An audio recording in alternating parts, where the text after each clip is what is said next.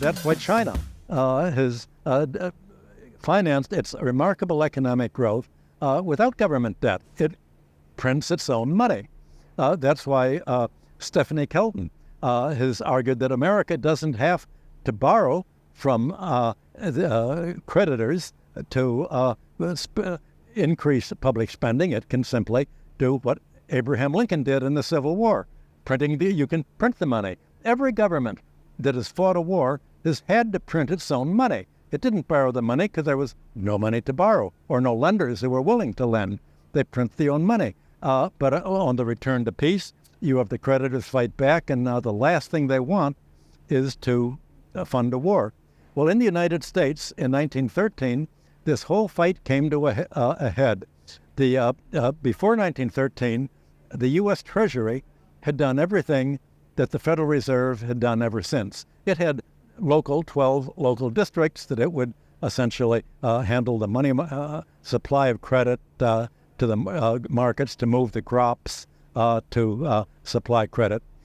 You had J.P. Morgan and the bankers say, let's prevent money from being a public utility. Let's get the government out of money. Let's make money purely in the hands of a privatized financial class. To do that, we can't get rid of the Treasury. There'll always be a Treasury, but we can take all of its powers and have a privatized Federal Reserve.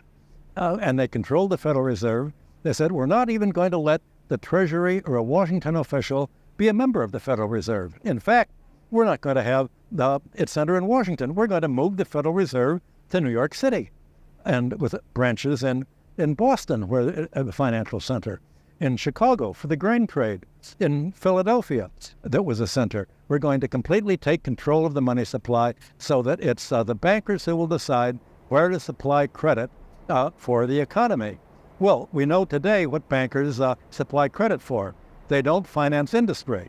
They have not industrialized the United States. They've deindustrialized it.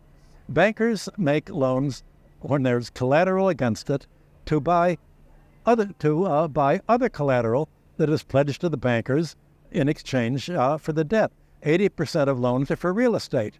Loans are made against stock holdings, bond holdings. You can buy a company with stock and pledge the company itself as collateral for what you borrow to take it over, which is what private capital does primarily. This doesn't happen in a country like China. They make loans for tangible capital investment. And that's the difference. What we have today is not industrial capitalism anymore.